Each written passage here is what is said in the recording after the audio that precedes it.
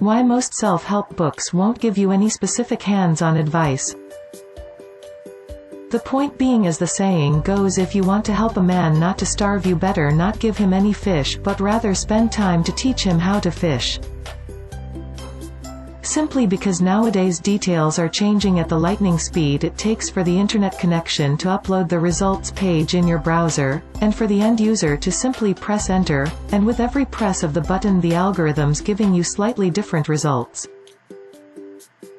And this is why most valuable self-help books focus on forging the right mindset, for with the right attitude, success in any domain becomes just a matter of time, or rather a matter of cycles you would need to go through to actually learn how to achieve the results you so desperately wear after. One more thing to consider: because of the hardships dealing with constant changes, you should ponder on making the process in some shape or form that you actually end up enjoying some part of it, if not in its own entirety, else you might lose your motivation in the long run and get sidetracked from your goals.